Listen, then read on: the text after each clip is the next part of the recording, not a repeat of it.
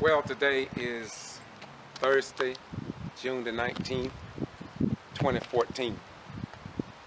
I just left Lumpkin, Georgia.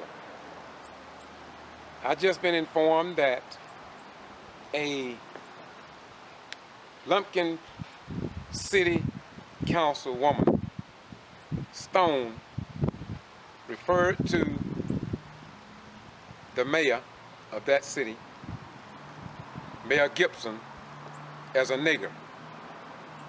I could say the N-word, but the people in Lumpkin are so upset. They say we shouldn't use the word N, but we need to call it for what it is. The next video I recorded in Lumpkin. I was called yesterday afternoon, and of course this morning I journeyed over to this little small town. And I thought that I would stop by former President Jimmy Carter National Historic Site, since he was a man who tried to do what was right when he was in the Oval Office of the United States of America. And it amazes me how our current governor and those who are in power today, including Eric Holder's of Justice Department and others, this by no means exclude the civil rights organizations who have been informed that newly elected black mayors in the state of Georgia are suffering, thereby weakening the individual votes here in the state of Georgia when people vote for the candidate of their choosing in terms of who they want to represent them. So President Carter, a little peanut farmer, stood for what was right. And just maybe if he was the governor of the state of Georgia again, maybe he would draw attention to what is happening in these little small country cities in the state of Georgia. I'm asking you to sit back and watch this video. Listen to the people and listen to the mayor himself. Then Google Quitman, Georgia. Google Meigs, Georgia. Google Dawson, Georgia. Google Lumpkin, Georgia. Google Davisboro, Georgia. Google Terrell, Georgia. Google Gordon, Georgia. Just Google. But it seems as if though no one seems to care anymore. Well, I'm going to continue to do what I'm doing. And I'm going to hope that America's image are not being tarnished because those in governmental positions are ignoring a continual problem here in the state of Georgia, while those we put in power to serve the people in the state of Georgia seemingly just backing up from the issues. But I'm going to continue to say, God took something as small as a peanut. George Washington Carver made over 101 and 105, and since then, God knows how many uses for the peanut. So we commend the work of this former President Jimmy Carter. Now listen to the rest of the story as we journey down the historic land of the free, home of the brave, here in the state of Georgia. The place where former President Jimmy Carter served this nation. and Plains is only a few miles away from Lumpkin, Georgia. Listen what a sitting city council member said about a mayor here in the state of Georgia, not in 1919, not in 1929, not in 1969, but in 2014. This council person, this is not her first time referring to as black people as niggers. Wait. Now you talking this Councilman Stone. Councilman Stone. This council person, this is not her first time referring to as black people as niggers. Wait. Now you talking this Councilman Stone. Councilman Stone. I would like to tell America to take off the blinders. I would like to tell Governor Deal and any of the people up there that we elected, they need to take the blinders off and come and see what's going on in their communities. Enough is enough, and that's it. We're not taking it anymore. We're not going to take it. I already know we had problems in other cities. Now, this is more of a reason why the governor and the Secretary of State and the Attorney General needs to be here, if not the federal government. Right. Because you're dealing with civil rights here. So what else happened other than this incident? Well, she has made the comment, and people have heard her saying that she grew up calling black people niggers. So there's nothing wrong with that.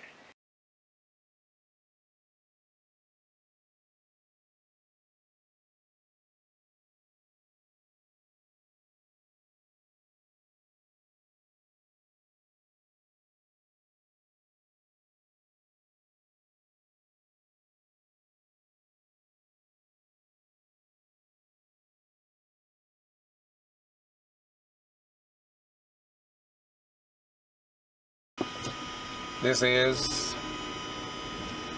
the little town of Lumpkin, Georgia. I just met with several people here, the mayor, some other citizens, and I just thought I would ride through and do what I do. Because it must be done and somebody must do it. Council, so what do you think about your council in particular? I mean, are they operating in a harmonious relationship? What's the deal on that? I would say during a meeting, there's not a lot of argumentation between council members to say as such. But I would say that I do have council members that are, how do you want to put it, planning, constructing turmoil outside of the meeting, but asking citizens to come in, get on the agenda to create turmoil, or just having outbursts during the meeting. And the reason I say that is because it seems to be the same few people that are actually, say, have relationship with the city council members, that every meeting or every other meeting or so come on the agenda with a concern. But during that concern, they get disrespectful. I mean, I had one guy tell me, Mayor, your day is coming. To me, that's a threat. I had one to tell me, you're an idiot. Real loud.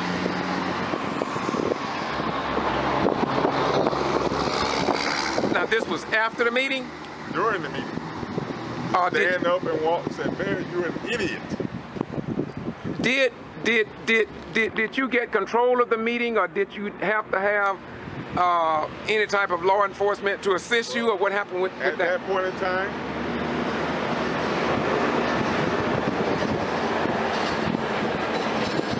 that point in time, my chief, Garcia, at this point in time, did get up and follow the gentleman outside because he was walking out when he stated that, and took care of the situation at that point in time.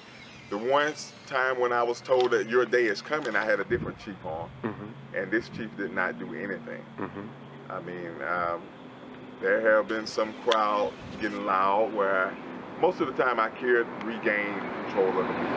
There's not been a point where we could not regain control. But, I mean, just those outbursts that are seen to be constructed by some council members with the friends or associates that they have that come to me. Okay, this council person, this is not her first time referring to as black people as niggers. Wait. Now you talking this Councilman Stone? Councilman Stone. Wow. You know. If it's not, excuse me, I got to join you, girl. This thing, I mean, I already know we had problems in other cities. Now this is more of a reason why the governor and the Secretary of State and the Attorney General needs to be here. If not, the federal government, because you're dealing with civil rights here. So what else happened other than this incident? Well, she has made the comment, and people have heard her saying that she grew up calling black people niggers. So there's nothing wrong with that, you know. And I don't.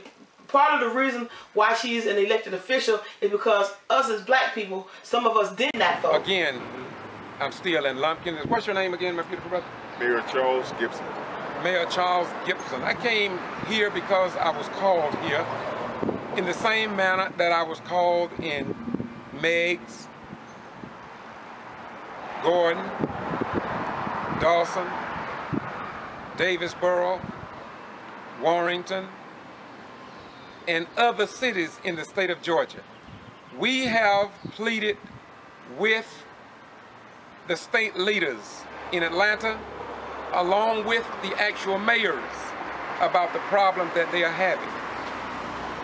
And I am hoping that soon and very soon, that we can bring forth the best of our form of government here in the state of Georgia. Once again, Mayor, what is the beauty, the power? What is, short form, what is the thrust behind Lumpkin? What makes Lumpkin tick? Is it industry? Is it the people? Or is it crime? Making it tick in a positive way right now, I say would be the people. I mean, yes, the people, definitely. From researching history, actually, since I grew up here, I was born right over in Richmond, but grew up all here. As I was about 5 years old, if you look around this square, every business was actually open and thriving. So as I became mayor and researching the history of the city, about 105 years ago, the city of Lumpkin was actually growing at a rate that was faster than the city of Atlanta, Georgia. Oh, wow. But at this point, I can say what I found out is throughout the years up until now, the leadership changed. The leadership got destroyed. I guess the leadership lost direction on which way it was heading. So now we're at a stalemate. We're at a stalemate where the only thing that keeps the city going right now is the people. The city, instead of the city supporting the people support the city. We have no real industry here right now. I mean, no real restaurants. Right now, even the grocery store is lacking. Wow. So a general store is lacking. So at this point, it's the people that's making Lumpkin tick. My effort is to actually turn that back around to bring stores and industry here to actually let that tick, and then the people can benefit from having those things like it used to be. What is the population here? The population is around 1,500 or so. Okay. For inside the city. Okay. I mean, the county is about 6,000, and a lot of those live right outside of the city. So how did you get elected? Did you get elected?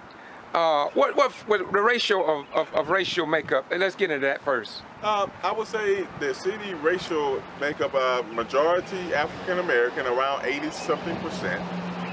Wow. African American. As the last time I checked, I want to make sure that stat is correct. You asked about the election time. When I ran for mayor, the previous mayor had resigned for whatever odd reasons. He said it was health. I can beg to differ, but I won't get into that at this point. Right. But we had a special election where I ran against two opponents. And to be brief and short about it, there was no runoff. Okay.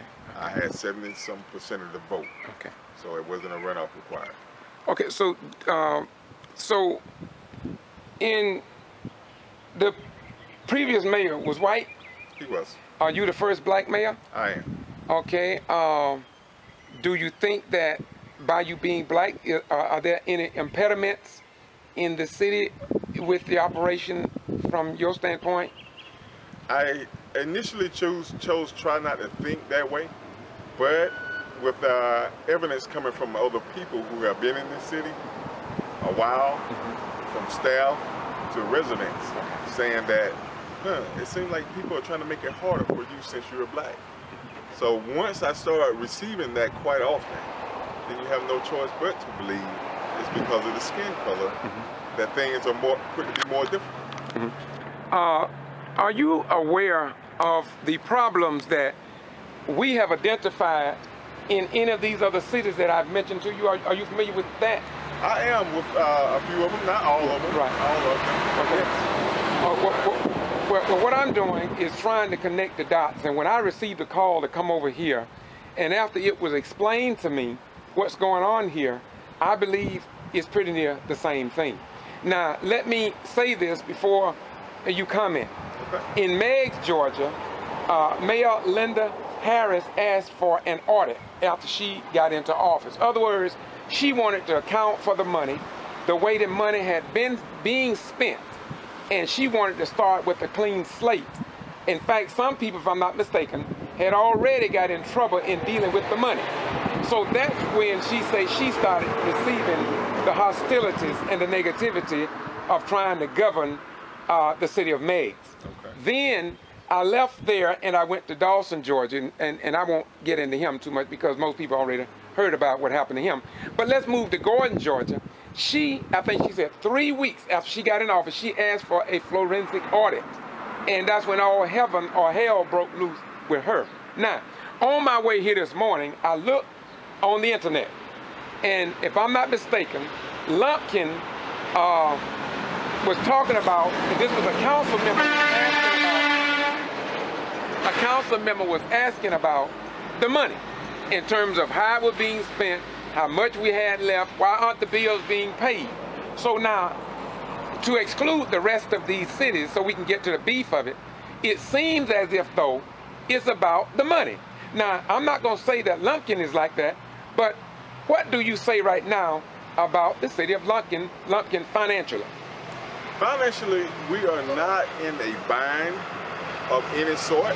I do have a council member or two that I guess feel like I'm not capable of managing the city's finances, which there's no proof of it, but she has created a lot of speculation and tried to point out figures or factors that she fell short on making true. So I'm guessing that stigma comes to the point of I don't believe that an African American can actually do a job better than some other people can. How old are you? I'm actually 39. What you feel like qualifies you to be mayor of the city? Qualifications? Actually, from the business standpoint, I had run businesses successfully before, from the business standpoint. But that wasn't what actually pushed me to be a mayor. So, but come from finances, I definitely knew it wouldn't be a problem there. Qualifying is actually thinking of what would be best for the people. I had the people's interests at heart. I had a child that I was raising here, that I could see that the town could offer more. I mean, when you look at cities and why they're set up, people move into the city to get more services, better services, easier access to services. So I was seeing that where the town was lacking, that I could possibly help pull the town forward by help filling some of those gaps and leading into a new direction. And what's the ratio or makeup of Lumpkin City Council? When you are speaking of, well, I'll give you gender and I'll give you racial. Yes. Gender, excluding myself, there's 5 females, 1 male. All right. There's 4 African American and 2 Caucasian.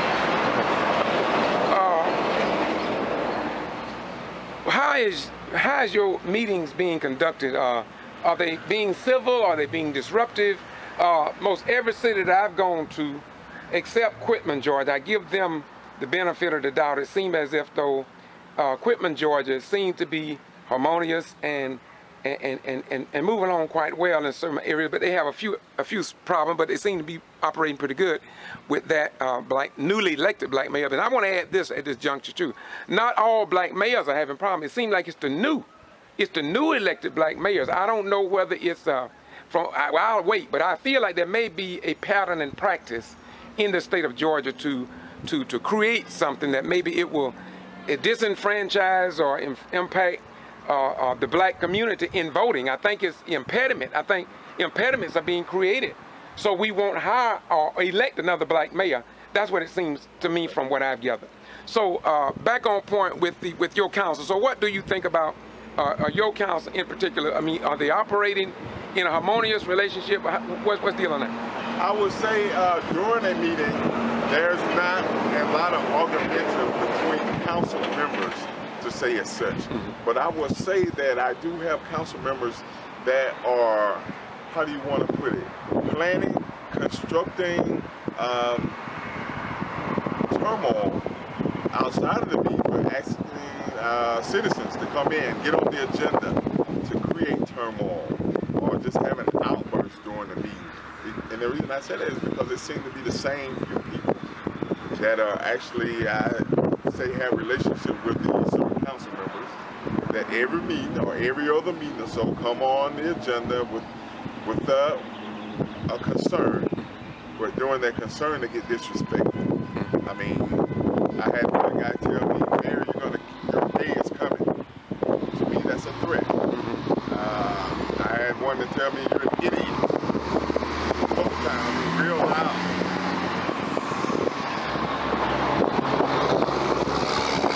Now, this was after the meeting? During the meeting. Stand up and walk and say, "Mayor, you're an idiot." Did you get control of the meeting, or did you have to have any type of law enforcement to assist you, or what happened with that? At that point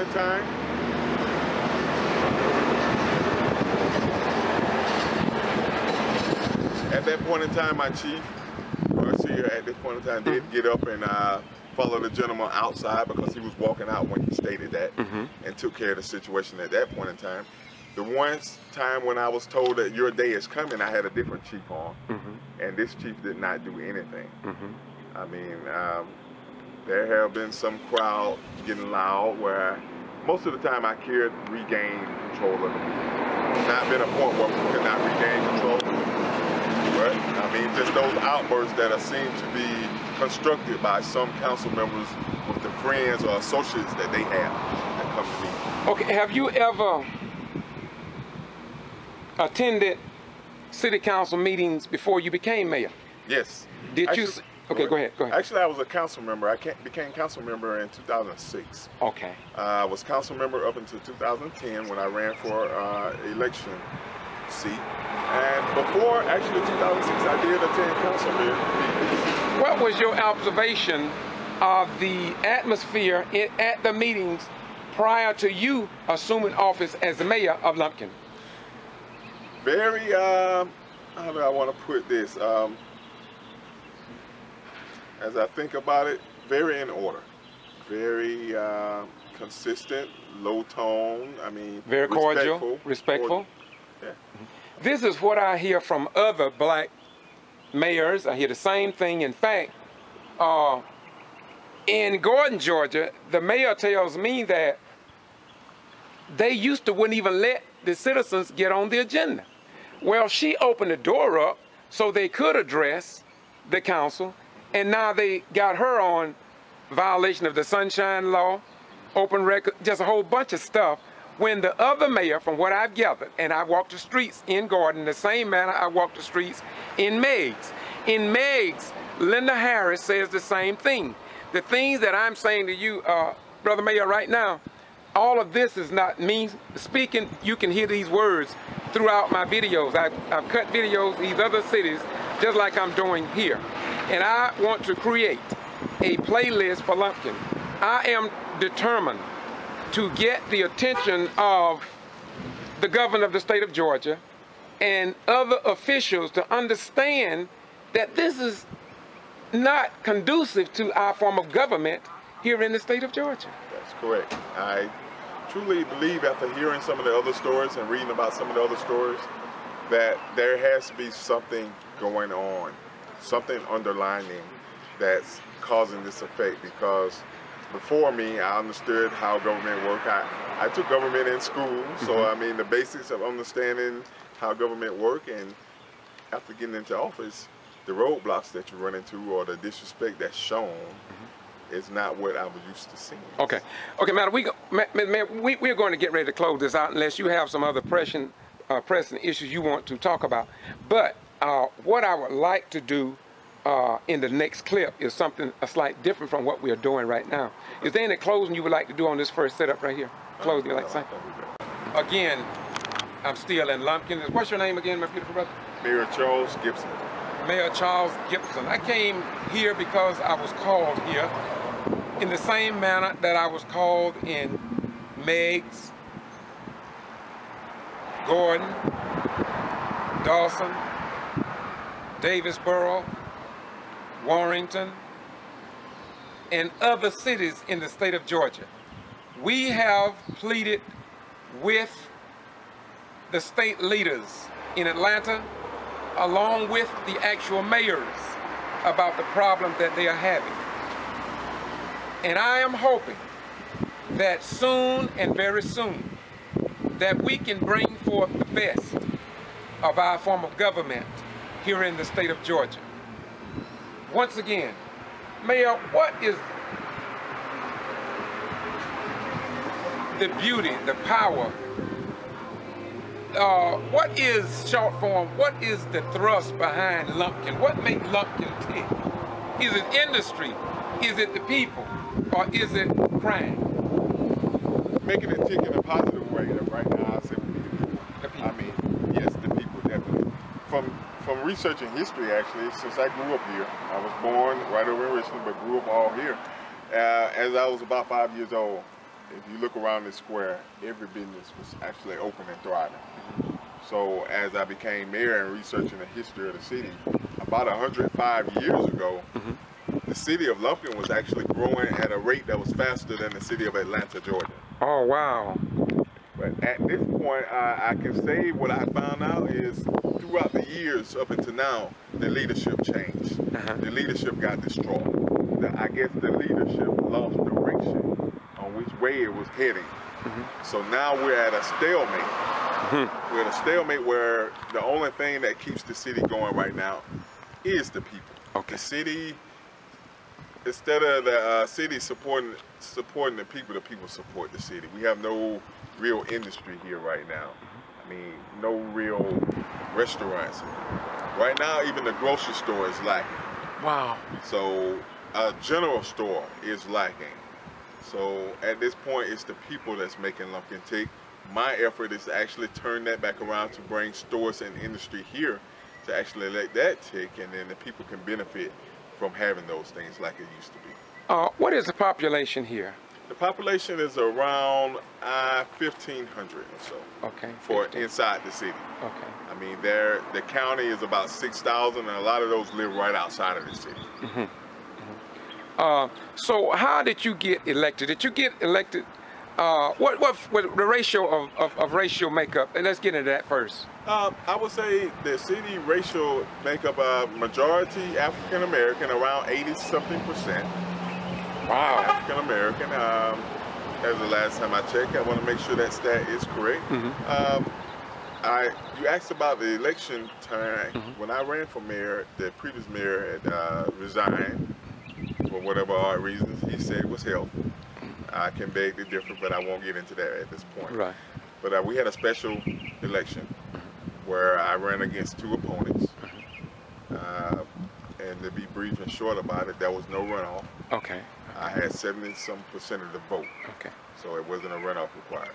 Okay, so so in the previous mayor was white? He was. Are you the first black mayor? I am. Okay. Do you think that by you being black, are there any impediments in the city with the operation from your standpoint? I initially chose try not to think that way, but with evidence coming from other people who have been in this city a while, from staff to residents, saying that, it seems like people are trying to make it harder for you since you're black.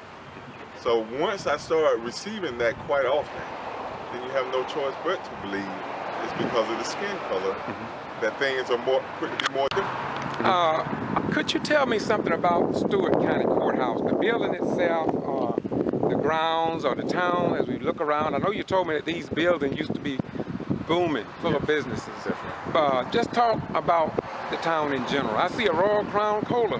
Now that's classic. That's a classic. Yeah, that is definitely a classic sign. And as I was growing up, that actually used to be a laundromat. That building there, where the Royal Crown Cola sign is up above.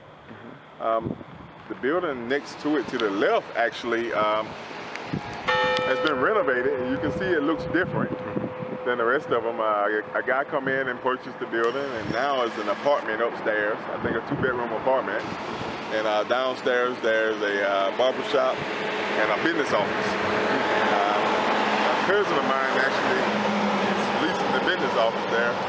M&T Auto. He has a used car dealership that he runs out of it. Okay. Other buildings, I think that one, the next one used to be older clothing and things. Again, the taxidermy is open now. Okay, so okay. That's the guy in the red truck. Richardson used to be something like a general store. Okay. The owner of it died. The family members hadn't done anything with it. It just sits there. I think the last 3 buildings on there are actually up for sale. Okay. A lady is in the beauty shop, but she's part-time open. Okay. But the other 2 buildings are empty. Okay. You have the Bennefield Inn over here on the corner, and I think that's on the historic register. Okay. Okay. Used to use it, you know, this city was on the stagecoach trail. And if you think back, I mean, your horses and the stagecoach only go so far in a day. Yes, sir. You got to stop somewhere and take some rest, and that's Bennefield Inn. Excuse me, looking at this historic marker here, what is the gist behind this historic? Well, Wilson Lumpkin was a governor here in the state of Georgia, a congressman and a senator at one point in time. And Stewart County, which was one of the generals during the Civil War, of course. So that's where you get that Lumpkin, Georgia. And General Stewart, the county is named that. And you probably noticed this throughout the state. You know, I asked you, when you said equipment, I asked you, was it the city or the county? Yes, sir. Throughout the state, that kind of runs because there's a Lumpkin County also, which is in North Georgia. Yes, sir. And we're the city of Lumpkin. Yes, sir. And I think there may be, I'm not sure, but there may be a city of Stewart also in this. Probably is. And this particular marker here is about the courthouse, and we see that it's really a pretty old city, Lumpkin isn't it? It is. It's definitely pretty old. Like I said, again, 105 years ago, this city was growing at a rate faster than Atlanta, Georgia. So I do recall of hearing or reading about this courthouse was actually burned down at one point in time and rebuilt. By accident through?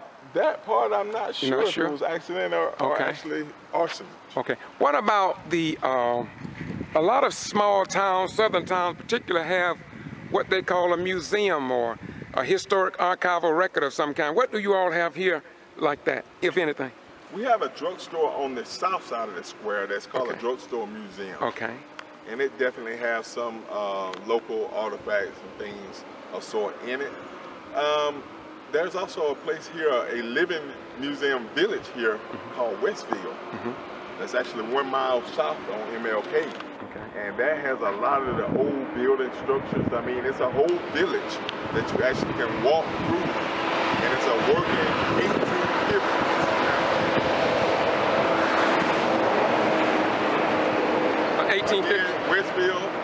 Westfield is a working 1850s town that's located right here in Lumpkin.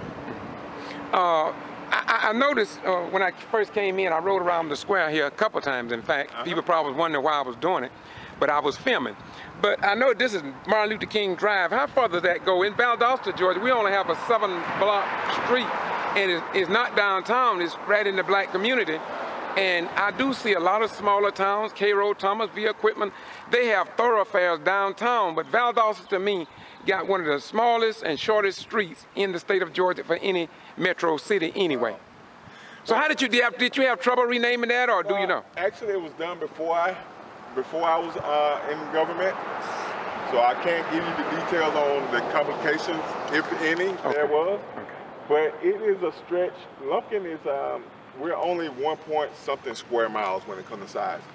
But I can say MLK is one of the longer streets in town. I mean, it stretched the entire length of the street itself from the north side, if you go down here, all the way to the south side of town. Okay. It stretches all the way through the town. Okay. Well, I just wanted to get a little history here, and I thank you. So let me ask you another question. Sure. As I look over back to City Hall, I understand, although there's not a sign there, but you say you have one on order, just a matter of getting it in. Yes. But what's next to the City Hall there? What building is that? To the left, that actually, as I was growing up, it used to be a cleaners. Okay. Clothing cleaners. Uh-huh.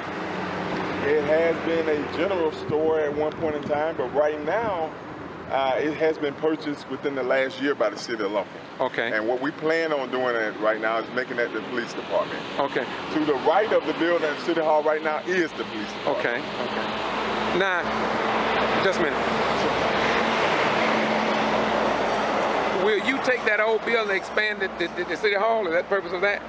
Well, Are you not sure? at this point, council hadn't made a decision, Okay. but we were thinking maybe something in a sense. We do not have an event center. Okay. Okay. You know, when we invite people or something going on, we have no place for people to really rent and do anything.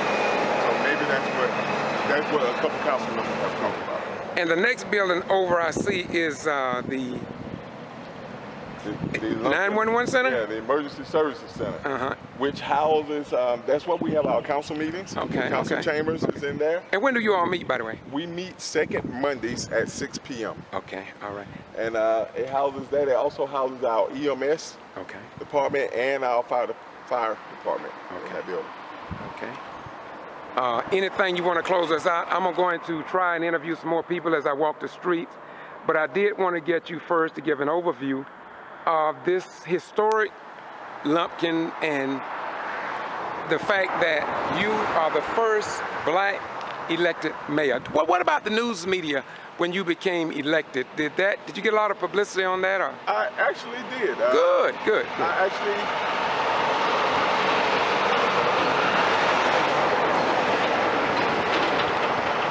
I'll say again, since it was a three-tier race, Yes, sir. and most of the time when you have a three-tier race, you know it's a runoff.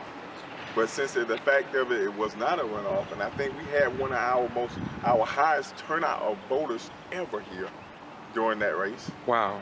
That the news picked up and they covered it, and they covered Channel 9, WTVM, which is our ABC affiliate.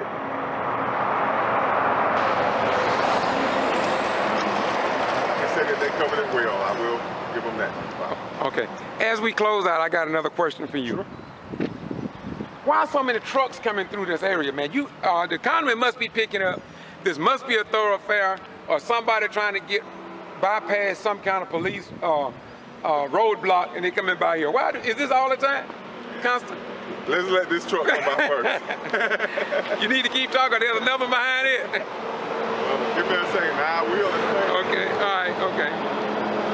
I mean, there's a lot of trucks. There's more trucks coming through here than equipment. All right. All right. To answer that question once, this is State Highway Georgia 27, east and west. If you know the state of Georgia, we really don't have any major roads traveling east and west throughout the state. But 27 is a major road. It's just 2 lanes. Now, the other thing that's playing that when you look at log trucks around here, that's what our economy here really pretty much is. It's tree farming. We have a paper mill within 30 miles of Lumpkin, and most of the log trucks will use Lumpkin en route to that paper mill.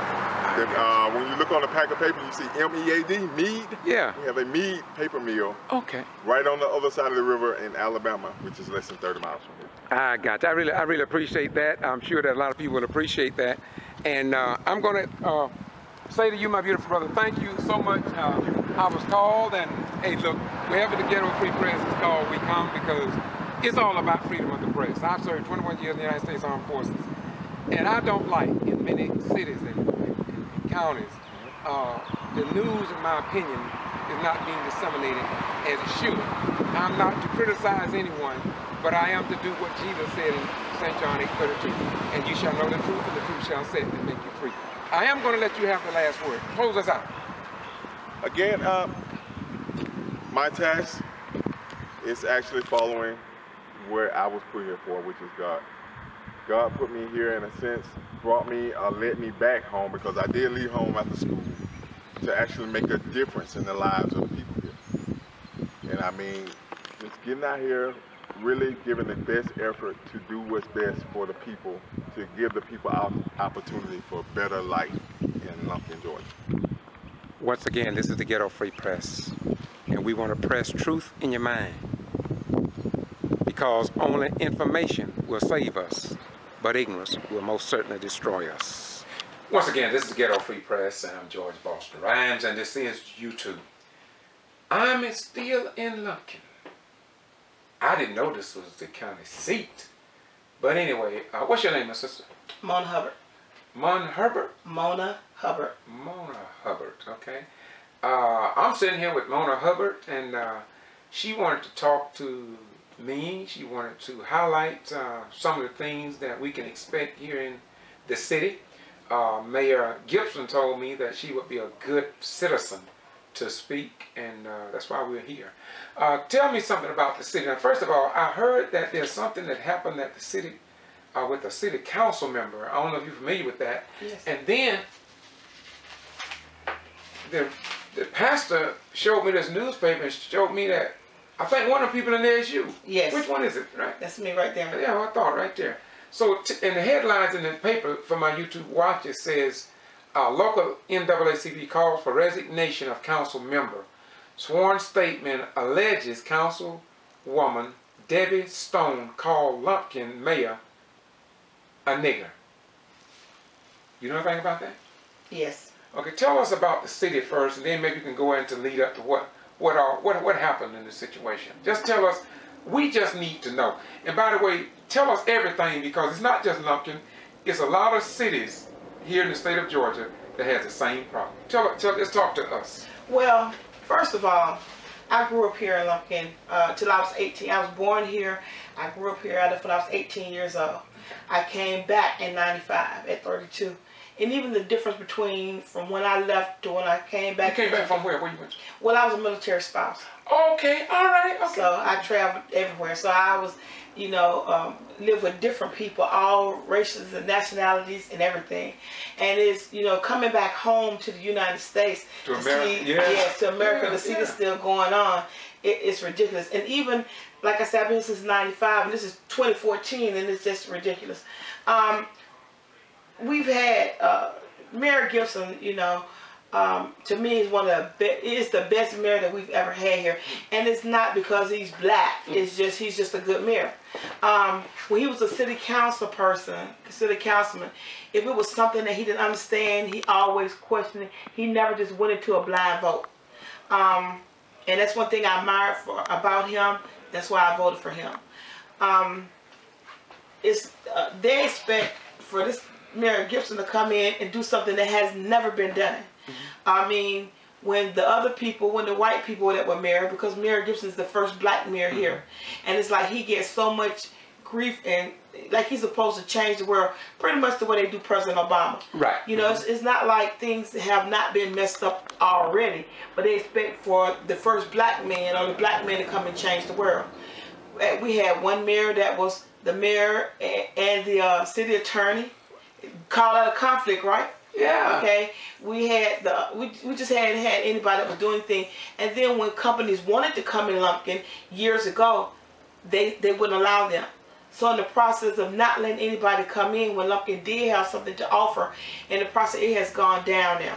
So now it's nothing here, and the people still fighting, don't want anything to come here. You know, we have people here that don't even want a library to come. Our kids in Lumpkin don't even have a library. No library? No library. You know, and they're fighting with Mayor Gibson because it was a building across. You probably take some pictures. The old Lumpkin drawers. Now, City Council voted to buy this building before they even got a building inspector. I mean, who buys real estate without getting an inspection first? You know, really? And I asked them about that. Who does that? So Mayor Gibson is trying to put a library down on Martin Luther King Avenue. It was a area where people used to hang around, but Chief Garcia and Mayor Gibson is cleaning up. So it's a nice area, and the area was donated to the city. And it's not only going to be a library, it's going to be a park and a you know, where the kids can go play and stuff like that. They don't have anything here. But this council person, this is not her first time referring to as black people as niggers. Wait. Now you talking this Councilman Stone? Councilman Stone. Wow. You know. If it's not, excuse me, I got to join you, girl. This thing, I mean, I already know we had problems in other cities. Now, this is more of a reason why the governor and the Secretary of State and the Attorney General needs to be here. If not the federal government, right? Because you're dealing with civil rights here. So what else happened other than this incident? Well, she has made the comment, and people have heard her saying that she grew up calling black people niggers. So there's nothing wrong with that, you know. And I don't. Part of the reason why she's an elected official is because us as black people, some of us did not vote, and of course the majority rules. Right. Now that doesn't mean that she's qualified, because she's not. You know, it's a council member that was before her, and it was a black man. He won the majority of the vote. She made a big deal for a recall because they couldn't prove his that he graduated. Okay. And pretty much they did that to disqualify him so that she could run. Okay. You know, and she's always trying to stir up trouble. When people say that when they see you talking like you're talking, they're going to say that you are playing the race card. Or that's what they accuse me of. But this is a incident report wherein it documents, and I will put this online, that she did use the word nigger. In here they say N-word, but we're getting now because it seems like we are returning back to the Jim Crow laws. I guess we got to use it the way it is. That's why I guess you spell it out and pronounce it. I mean, yeah. And so what you are saying is not playing the card. This is the that's the fact. Okay, go ahead. I'm sorry. And the thing about that is, the person that reported her was a white guy. Yes. You know, I can understand. We just got a new fire chief, and he doesn't know anybody here, so he don't know who's an ally or an enemy. So his duty is to report that type of stuff, especially by somebody that's a council. So he was put in a position. He did the right thing. He wrote a statement. That's a sworn statement. Do you know that if anybody called the Civil Rights Division or anybody in Atlanta? Because for an elected official to do this, it seemed like that definitely should have generated some type of attention from some kind of higher authority. Well, I know that our local NAACP has asked for her resignation. Right. Okay. And she would not accept the letter. Okay. Our Columbus News, it's been on the news a couple of times. She would not accept the letter. Matter of fact, it was on the news yesterday. Okay. And they even went by her house to get a statement, but you know, she wasn't available for a statement. And when she first did this and it blew up, she left town for a while. You know, she's been pretty much keeping a low profile. Okay. As I listen to you speak, it seemed like to me, and I believe me, I've been doing this since every time. It seems like to me that you are very up on what's going on. What makes you get involved in the affairs of your city? What makes you do this? Well, first of all, I'm the chairman, the acting chairman of the Downtown Development Board. I was second chair, but then the lady that was there resigned. We're trying to get Lumpkin to have some business here because there's nothing here for it. We have to drive 8 miles to go get some grocery. Right. You know, and people think that Mayor GIBSON has something to do with that. But if you had a company that you want to bring here, and I charge you too much for the property, you're going to go somewhere else. He cannot make anybody put anything here. You know, several people have come and seen the thing, but then with this negative stuff like that, you know, business people are about money. Right. They don't care if it comes from a black or white or orange, anybody. Right. It's about green. Right. But if they come here and they see this division within the town, why would you want to put something here? Well, the same thing happened, it's being discussed in Gordon. Gordon police was having trouble just to get insurance for the city because of the tension that's in the council meeting itself, and the police, I guess they are worried about the safety of the police officer because it's just a lot of confusion. Well, Chief Garcia has really came here and cleaned up Lumpkin. When you say Garcia, is he black? No, he's not. He's Hispanic. Hispanic, okay. Yes. And me personally, I don't personally have too many problems with anybody. Per se. I'm a point blank person. I don't sugarcoat things. I don't throw rocks and hide my hands. You know.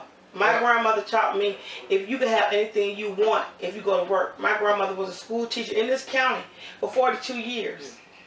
You know, and that's when she was born in the 20s and the 30s when black people really wasn't going to college. My grandmother went and taught, went to college and came back and brought it here and taught generations of kids here. Right. So, and to see how it changed from back in the 70s and 80s when I was a kid to 2014, it should be so much better now than it was then.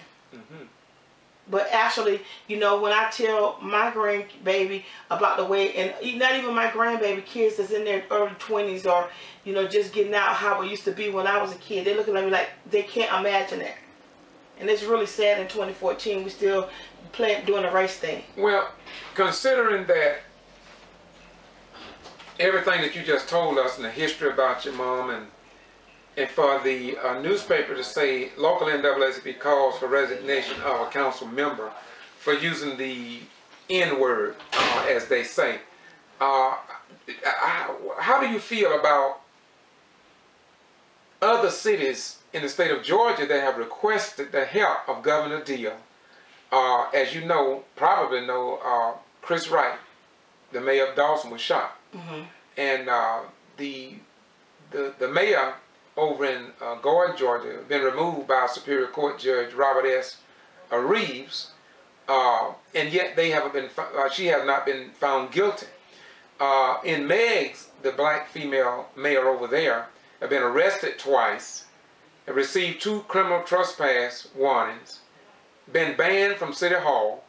2 of her brothers, Edward and Calvin, been arrested, have received 2 criminal trespass on them, according to a former police chief who had been in served 30 years, says for nothing.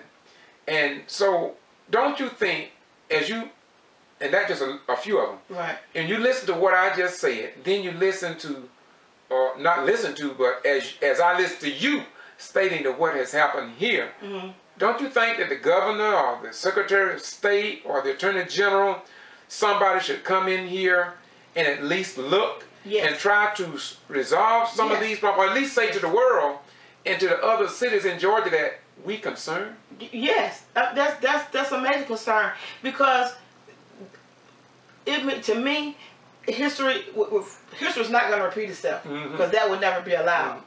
But for the powers that be up in Atlanta, Governor Dillon, they need to take heed. I mean, you cannot know that this is not happening.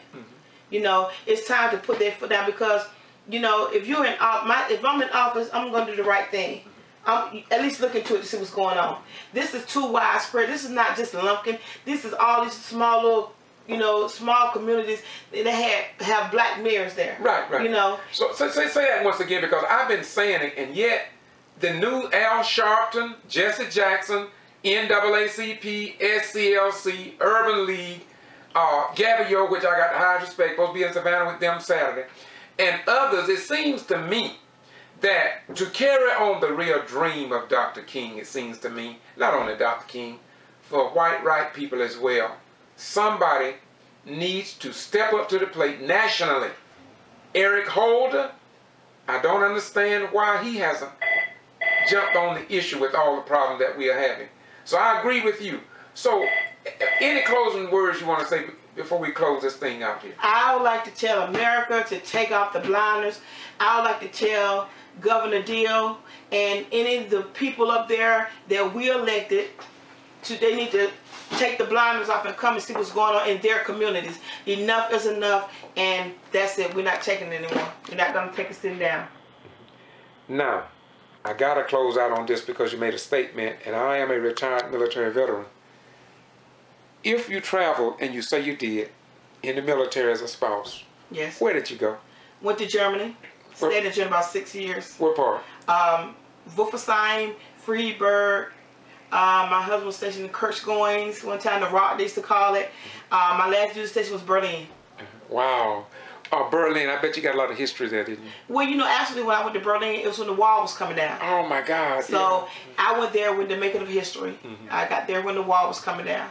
So, I'm going to help you sum this up in this way, because as a veteran, this is what I talk about a lot on these YouTube channels.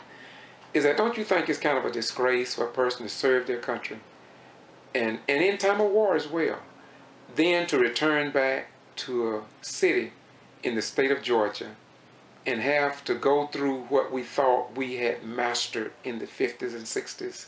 Don't you think it's kind of hurtful? It's appalling. Especially to the retired vet to come home when you fought for, it didn't matter what color. You did your job, what you were sworn to do. And for you to come home and get anything other than open arms, it's a disgrace. It is indeed a disgrace. It's a disgrace. Will you do one other thing for me? Will you take that paper and hold it up front ways to let the people know that what you just said about the N-word, that you are not playing the race card, that this is something that actually happened. And it has been recorded. It's been documented. We have the incident report there. So the people who want to call you playing the race card by the way you just spoke, calling me the race card because I responded to a phone call yesterday afternoon and I'm here today. Right. And over 3 weeks ago, I was called to come here, but I thought, well, it's not that serious. But the call I got last night, it broke the ice, and so I'm here. Yes. Thank you so much. Once again, give me your name, and what do you do again? Just a plain citizen trying to make change? Plain citizen trying to make change. My name is Mona Hubbard. Okay. I got 2 more questions for you. I just can't close this thing out. Okay. So, are you a registered voter? I'm a registered voter. Been voting since I was 18. And are you a member of any civil rights organization? No, I am not. You're not. But yet, you still fighting for what is right. Am I correct? Exactly. Keep it going, sister. I love your courage, and thank you. And you know, for my friends in Canada and New Zealand, I didn't have to beg her to get on the camera. When the mayor, I was out with the mayor, she said, I want to talk about my city.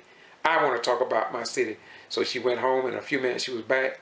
Now you have, as Paul Harvey would say, the rest of the story.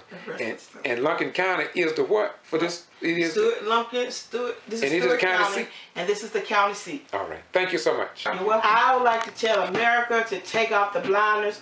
I would like to tell Governor Deal and any of the people up there that we elected, they need to take the blinders off and come and see what's going on in their communities. Enough is enough, and that's it. We're not taking it anymore. We're not going to take it sitting down.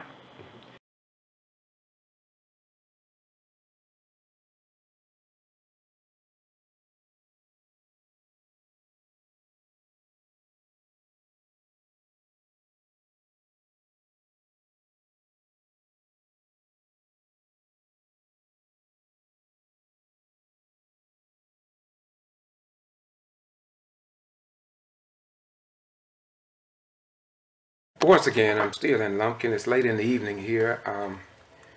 At 6 o'clock, I stuck around here because I wanted to walk the streets and meet some people. And I met, what's your name, my brother? Reverend Alfonso Selden. Okay. Will you kind of tell me in your own words how you view the current environment and atmosphere here in Lumpkins with the newly elected black mayor? Well, it's clear to me that the new black mayor is being very much opposed because of his race, his ideas, and and his way of doing things. I mean, the city council members are evidently not working with the mayor because of all the bickering, all the things that are going on. That has been going on for quite some time since I've been here. And I think that needs to stop. I think that it's holding this city back.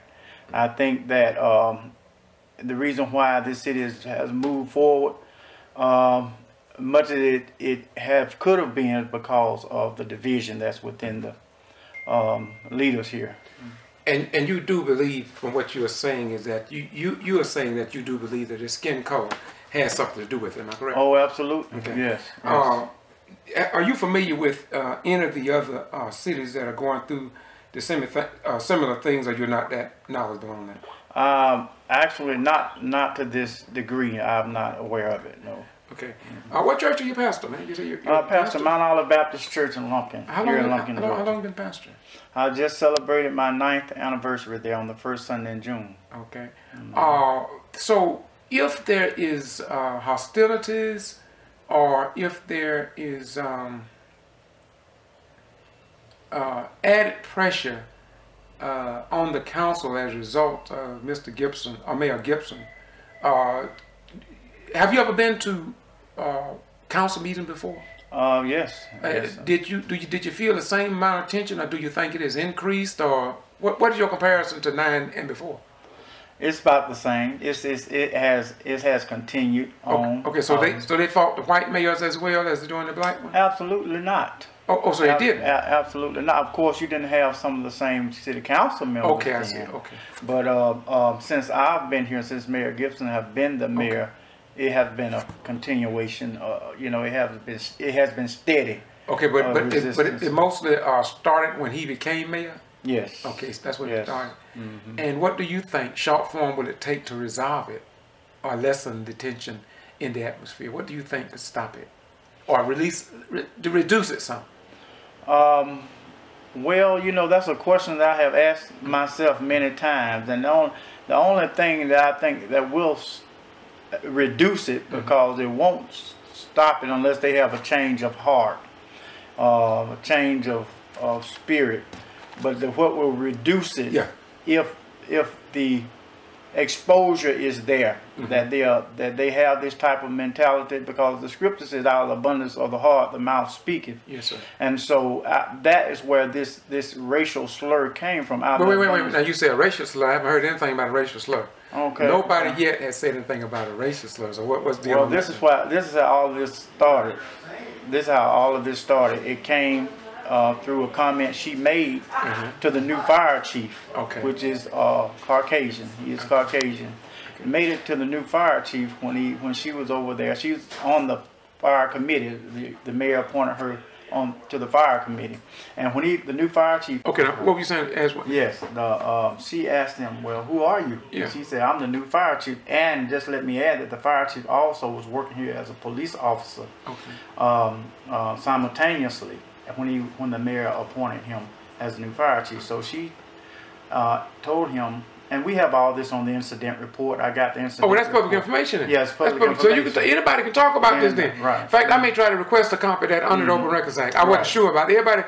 Nobody want to talk about it, but if that's the way it is, I can get it. I will continue talking. Now I feel better now. No, people, when I was called over here, this is one of the major reasons I was called. Right. But yet I can't hardly get people to talk about it. Now, if that happened, that is public information.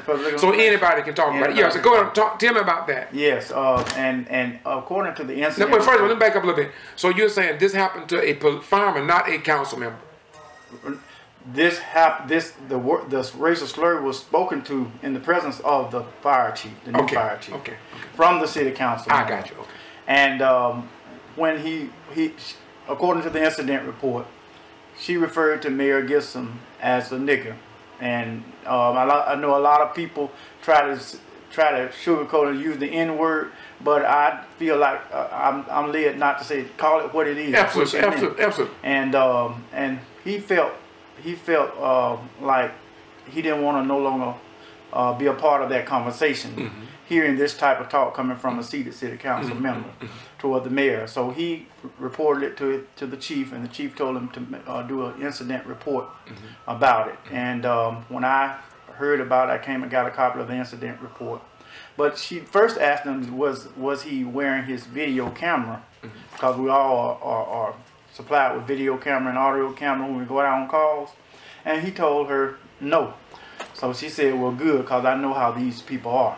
So then that's when she began to, and in his report he mentioned that he can tell that she was very upset with the mayor because he failed to purchase a new fire truck that they wanted to, that she and some other city council members wanted to purchase for the fire department, which the mayor do want to purchase a fire truck, but not at the amount that they was trying to. I see. You know, and so that is how we came into the NAACP came into play. Once we heard about it, we went vocal about Yeah. against it. Well, I talked to a district coordinator in the region over in Waycross about the situation, and I also talked to Elwood DuBose. I don't know where they're going to take it, how far it will be taken, but it's strange that what I continue to see a trend, and I can't understand why the people in the state of Georgia, in Atlanta, don't come in to at least make a statement to let people know that every mayor that are elected by the people need to be able to serve the people that put them into office, and even to the point not being removed by a Superior Court judge, as Mayor Whipple has been done in Gordon for 30 days. And so I thank you for sharing this with me. Short form, how many people witnessed what happened, that incident with the calling people to nigger, about nigger? Well, to my knowledge, it was a conversation that went on between City Council member Stone and Fire Chief Jordan. Okay. Now Stone is who? Debbie Stone. She's the one that made this racial slur. And she's the City Council. She's the City Council. And the other one is what? Fire Chief Jordan, Stephen Jordan. He black? And he's white as well. He's white. But they too was there, and the mayor. No, the mayor was not there. The mayor got it. Oh, but made a statement about the mayor. He made a statement about the mayor. I got you. But the mayor wouldn't get in. Mayor didn't want to. The mayor didn't. What did he do when he heard about it? You know what he did? when he heard about it, I don't think he did anything. He just wanted to downplay it, as you said earlier. Right. Yes. But he left it up to the chief what the chief wanted to do about it, and of course, chief made an incident report about it, and you know. Okay. And then he turned it over. He went to them and told them, that's the chief right there, and told them that he was going to turn it over to the NAACP. Okay. Yeah. Okay. That's about it. Thank you so much, and I appreciate you, man. No problem. No problem. Thank you for telling about something. I'm gonna go by and try to get a copy of that police report before I leave. Thank you very much. Yeah. This council person, this is not her first time referring to as black people as niggas. Wait. Now you got this Councilman Stone. I would like to tell America to take off the blinders. I would like to tell Governor Jill and any of the people up there that we elected, they need to take the blinders off and come see what's going on in their communities. Enough is enough, and that's Some it. We're not soldiers are coming back. They don't have a home. The house been repossessed. Everything they had is gone. Congress is fighting against. This council person, this is not her first time referring to as black people as niggas. Wait. Now you talking this Councilman Stone. Councilman Stone. I already know we had problems in other cities. Now this is more of a reason why the governor and the Secretary of State and the Attorney General needs to be here, if not the federal government, because you're dealing with civil rights here. So what else happened other than this incident? Well, she has made the comment, and people have heard her saying that she grew up calling black people niggas. So there's nothing wrong with that. To the city hall. Who's the judge? The same one that's always been, Mr. Judge Reed. Oh, yeah.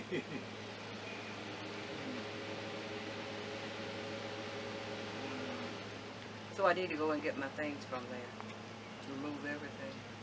No, ma'am. Can I go back in the city hall? She can go back in the city hall as a citizen, not as a mayor. Oh, so you cannot. You can go to the city council meeting, but not as a mayor. So oh, that's what I feel. This is what this is all about. This is the Ghetto Free Press, and we just understand that undoubtedly they saying she can not go back as mayor. Hello, how you doing? It seems as if though what they've been doing in Meigs is now applicable here in Gordon. Today. They say she can go to City Hall, but not as mayor this evening. And they waited until right before the meeting tonight. At 4:25 today. Who filed? The Terry Edie, Freddie Dennis, Amanda Bates, and the plaintiff. You call your attorney? No, I'm going to call him. right now. Before you sign it, call your attorney. Let me give you all this. Today is April the 1st, 2014. I'm George Boston Rhymes, I just left Americus, Georgia, Colonial Farms, and I decided to come to Dawson, Georgia, wherein the mayor, what's his name? Chris Wright. Chris Wright. And while riding through town here, I found an individual, I think he lives next to the mayor.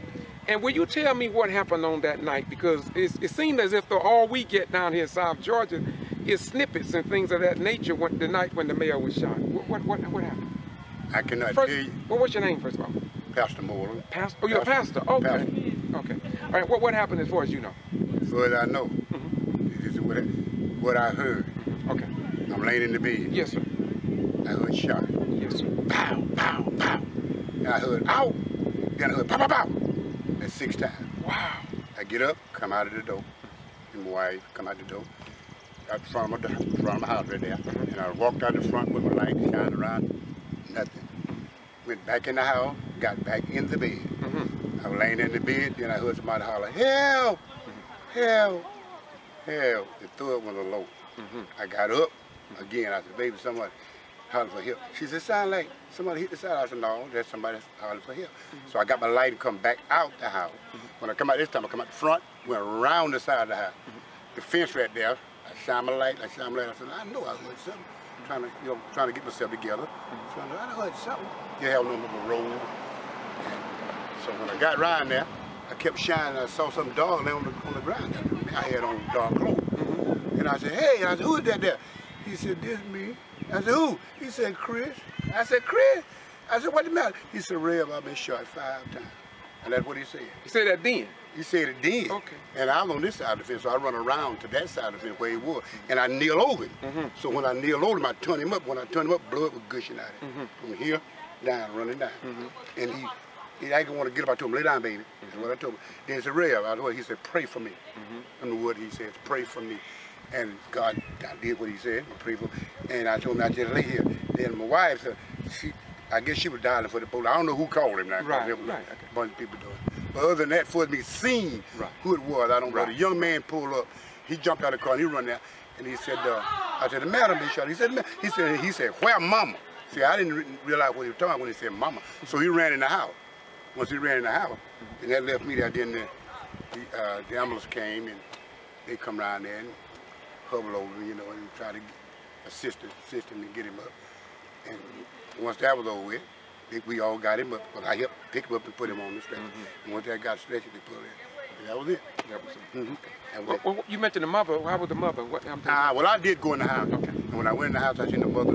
She had a bra, nothing else, a bra, a pair of short pants.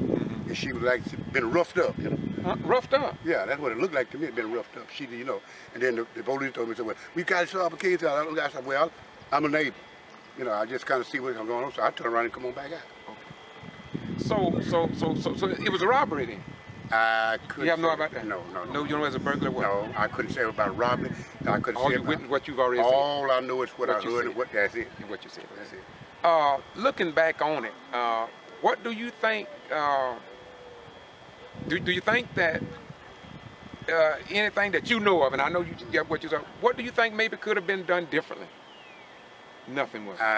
You don't see nothing? I couldn't comment on that. You couldn't say nothing? No, because all I go back to what actually happened. What actually happened. I know of. Anything else, who was here, who come over here, I couldn't hear anything like that. Well, one thing I would like to ask you, and then we'll be through with this, is that once did news media come over? Any news media come that night or look on anything? Or? Some of it happened. I'm not sure who all come over that night. What about the next day? Was you interviewed? Well, I was interviewed, but they didn't ever show it. Okay. Over on Channel 10, I believe. Okay, so you was interviewed, but it just never, interviewed the way and you was in my way. Yeah, and you was here, and you actually saw what happened. But I heard what happened. I mean, you heard what happened, and you did see him on the ground. You saw. And yet, but somebody chose. I'm the one that picked him up and put him on. Right. The stretcher. Right. Okay, look here. What's your name again, my beautiful pastor? Pastoral, Joseph Moore. What church you pastor, brother? Mount Zion Baptist Church, Brownwood, Georgia. Thank you so much, my beautiful brother, and thank you for having the courage to stand up and say something, because as I travel South Georgia and Southeast Georgia, I find a lot of people won't talk, and I want you to know I appreciate that very much. Thank you so much. Peace be unto you, brother. Likewise, peace.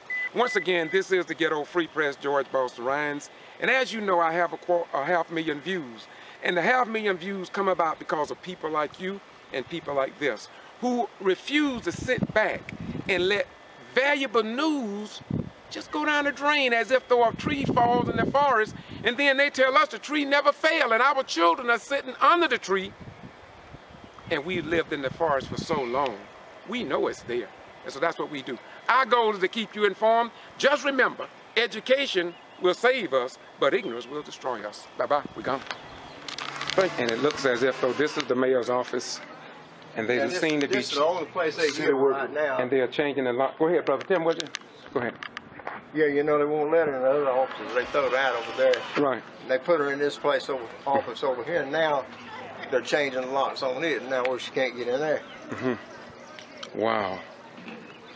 Now they canceled the meeting tonight. Yeah. At the last minute. And have you ever seen anything like this before, man? I never. You know they arrested the mayor, though. Yeah, I heard about that. For that disorderly conduct. Yeah. What did she do, you know? I don't know, but you know, disorderly conduct might be... Anything. That's right. Anything. It's a catch-22. Right.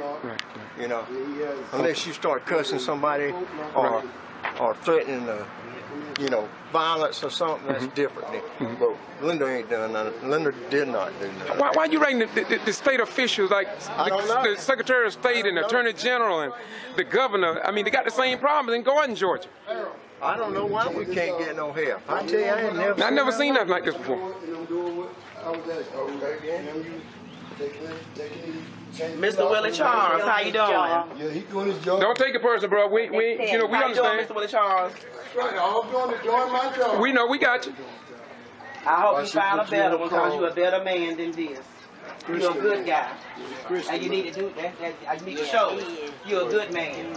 You're much better than this, Mr. Willie Charles. Much better. I know it, but he's still a better man. And we can't under Governor Nathan Deal, Secretary of State Brian P. Kemp, Attorney General Sam Olens. I just can't understand. Nobody in the state of Georgia will come down. And what are they waiting? Are they waiting for people to get violent? It seems like that might be what they're waiting on. I don't know what they're waiting on either. What do you think about it? You ever seen this before? What do you think about this? I've never seen this in my life. But what do you think about the mayor being arrested? I'm shocked. I'm appalled. I'm embarrassed for Meigs. I love this place. I mean, this is a good place. And the people here are good. But had you ever seen this before? Never. And I've lived in the city majority of my life, and I still haven't seen it. Still haven't seen it. I'm very embarrassed for Meigs. I'm embarrassed at the personnel, the people, and how they're putting people in bad positions. Thank you very much. You're welcome. We'll have order.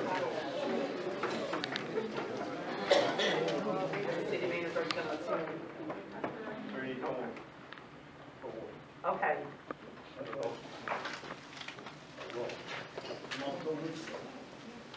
That's the right way you want to talk to me, because I told you to tell me so. Everybody out. Everybody's right to well. Oh, y'all might welcome. Have you heard? I can be heard. Oh. Okay, so you're gonna. There are some eggs over in the back.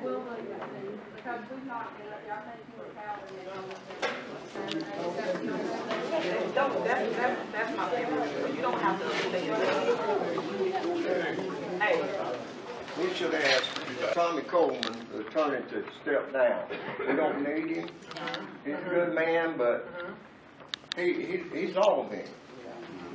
We need someone out of Thomas County attorneys, you know, and that's one thing. But I'm asking for the firing of the city manager. She doesn't live here. Right. And she's you can't get anything, you know. I got a secretary that's doing several Open Records Act under Georgia that I'm going to give her, and we're going to see where she's going to go from there. But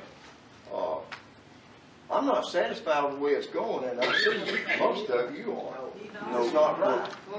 We're not satisfied. She don't give us any I mean, when the mayor is in charge, the mayor is an elected high official.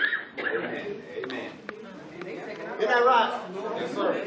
She's a high official. And they should give her respect. She won by a fair election, and they should give her respect, whether they like her or not. But they turn around and get up and walk out and leave all us in here with a lot of questions that we'd like to ask. Okay, so what's that telling us?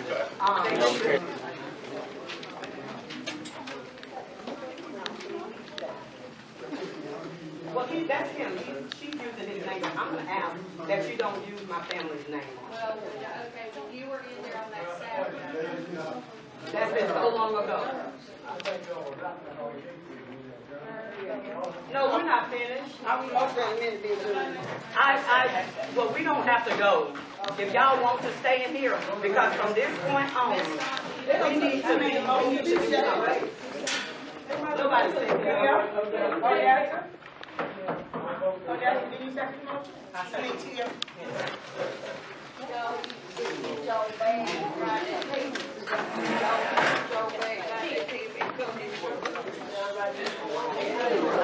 I don't think this is right.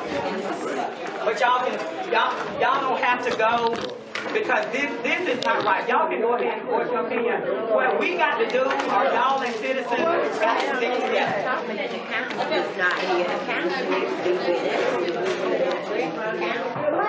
I've never seen a city council meeting operate like this I don't before. understand how we allow the city attorney to control our meetings. They already, see, all of this was done without my say so. He's not even our attorney. That's not an attorney. He sent somebody in every time. Because you went to this meeting Saturday, and this is why he sent him, because he don't want to answer your question. It's the reason that he didn't come. That's right. See, he already know what it is. He's doing double duty. But if I find out that he's having another council meeting and he can't be here, get rid of him.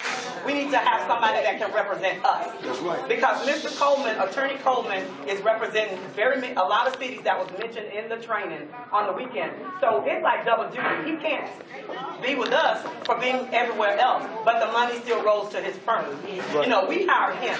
I don't even know that man's name. That's a